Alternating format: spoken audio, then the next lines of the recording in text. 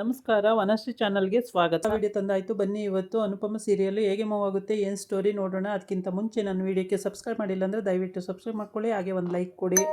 ಅನುಪಮ ಪಾಪು ತಂದೆ ಇಟ್ಕೊಂಡಿದ್ಲು ಒಂದು ಹುಡುಗಿನ. ಆ ಹುಡುಗಿನ ಅವ್ರ ಮನೆಯಿಂದ ಆಚೆ ಹಾಕ್ಬಿಟ್ಟಿದ್ರು. ಇವಳು ಅನುಪಮ ಇಲ್ಲದೇ ಇದ್ದಾಗ, ರಾಯಿ ಅನುಪಮ ಇಲ್ಲದೇ ಇದ್ದಾಗ ಹುಡುಗಿನ ಆಚೆಗೆ ಹಾಕ್ಬಿಟ್ಟಿದ್ರು. ಹಂಗಾಗ್ಬಿಟ್ಟು ಅವ್ರ ಅಪ್ಪ ಬಂದು ಆ ಮಗುನ ಕರ್ಕೊಂಡು ಹೋಗಿದ್ದ. ಕುಡ್ಕ ಅವರಪ್ಪ ಫುಲ್ಲು ಡ್ರಿಂಕ್ಸ್, ಯಾವಾಗ್ಲೂ ಕರ್ಕೊಂಡು ಹೋಗಿದ್ದ. ಯಾವುದೋ ಮನೆ ಕೆಲಸಕ್ಕೆ ಇಟ್ಕೊಡೋಕ್ಕೆ ಅಂತೇಳ್ಬಿಟ್ಟು ಆಯಮ್ಮನ್ನು ಕರ್ಕೊಂಡು ಬಂದು ಇಬ್ಬರು ಸೇರಿ ಕರ್ಕೊಂಡು ಹೋಗಿದ್ರು.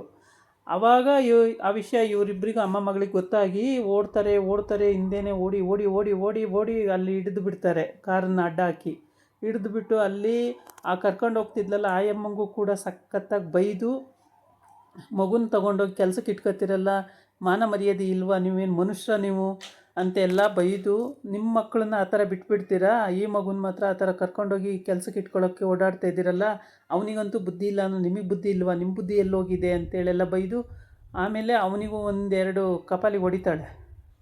ಮಕ್ಕಳು ಸಾಕೋಕ್ಕಾಗದೇ ಇದ್ಮೇಲೆ ಎಂಥ ಅಪ್ಪ ನೀನು ಅಂತೇಳ್ಬಿಟ್ಟು.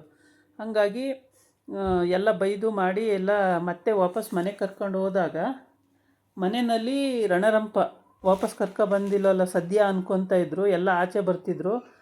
ಕರ್ಕೊಂಡು ಹೋಗಿ ಆ ಮಗು ಪ್ರೇಮನ್ನು ನೋಡ್ಬಿಟ್ಟು ಮಮ್ಮ ಅಂದ ತಕ್ಷಣವೇ ಮತ್ತೆ ಈ ಮಗು ಮತ್ತೆ ಒಕ್ಕರ್ಸ್ಕೊತಲ್ಲ ಅಂತೇಳ್ಬಿಟ್ಟು, ಎಲ್ಲಿ ಮಮ್ಮಿ ಎಲ್ಲಿ ಯಾವ ಮಕ್ಕಳು ಸಿಕ್ಕಿರೋ ಎಲ್ಲರನ್ನೂ ಕರ್ಕೊಂಬರ್ತಾರೆ ನಮ್ಮನೆ ಧರ್ಮಛತ್ರ ಅಂದ್ಕೊಂಡು, ಬೇಕಾದ್ರೆ ಈ ಮಗುನೂ ತಂದು ಇಲ್ಲೇ ಇಟ್ಕೊಂಡು ಬಿಡ್ತಾರೆ, ಹಾಗೆ ಹಿಂಗೆ ಅಂತೇಳಿ ಮಾತಾಡ್ತಾರೆ.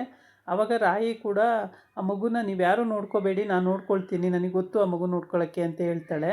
ಅಂದರೆ ದ್ವಾರಕಾ ದೇಶದಲ್ಲಿ ಅವಳೇ ಅಷ್ಟು ಮಕ್ಕಳನ್ನು ನೋಡ್ಕೊಳ್ತಾ ಇದ್ಲಲ್ವ, ಹಂಗಾಗ್ಬಿಟ್ಟು ಆ ಮಗುನ ನಾನು ನೋಡ್ಕೊಳ್ತೀನಿ, ನೀವೇನು ಟೆನ್ಷನ್ ತೊಗೊಳ್ಬೇಡಿ ಆಯಿತು ಅಂತೇಳಿ ಸುಮ್ಮನಿರಿಸ್ತಾಳೆ.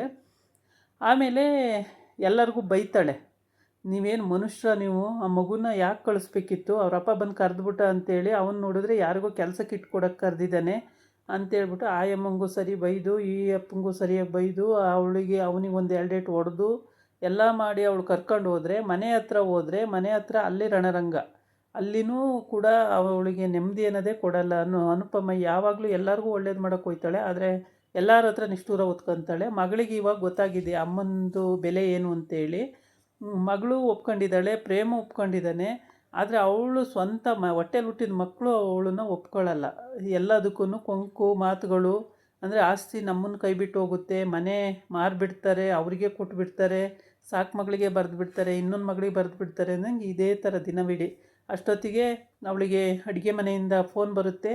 ಅಲ್ಲಿ ಏನೋ ಪ್ರಾಬ್ಲಮ್ ಆಗಿರುತ್ತೆ. ಆ ಫೋನ್ನ ಪಿಕ್ ಮಾಡ್ತಾಳೆ. ಪಿಕ್ ಮಾಡಿ ಮಾತಾಡಿ ಅಲ್ಲಿ ಬಗೆಹರಿಸ್ತಾಳೆ. ಆಮೇಲೆ ಈ ಕಡೆ ಮನೆಯವರೆಲ್ಲ ಏನು ಇಲ್ಲಿ ತೊಗೊಂಬಿಡ್ತಾರೆ ಹಾಕ್ಕೊಂಡು, ಎಲ್ಲರನ್ನೂ ಕರ್ಕೊಬಂದು ಇಟ್ಕೊತಿರಲ್ಲ ಮಮ್ಮಿ ಹಂಗೆ ಹಿಂಗೆ ಅಂದ್ಕೊಂಡು, ಅದಕ್ಕೂ ಎಲ್ಲ ಉತ್ತರ ಕೊಡ್ತಾಳೆ. ಉತ್ತರ ಕೊಟ್ಬಿಟ್ಟು, ಈ ಮಗು ಇವತ್ತಿಂದ ಇಲ್ಲೇ ಇರುತ್ತೆ, ಈ ಮಗುವಿಂದ ನಿಮಗೇನು ತೊಂದರೆ ಆಗಿರೋದು, ನೀವೆಲ್ಲರೂ ಇದ್ದೀರ ತಾನೆ, ಹಂಗೆ ಇದು ಇರುತ್ತೆ ಅಂತ ಎಲ್ಲ ಹೇಳ್ತಾಳೆ. ಹೀಗೆ ಅವಳು ಎಲ್ಲರಿಗೂ ಒಳ್ಳೇದು ಮಾಡ್ತಾಳೆ ಅನುಪಮ. ಆದರೆ ಅನುಪಮಗೆ ಒಳ್ಳೇದು ಮಾಡೋರು ಯಾರೂ ಇರಲ್ಲ.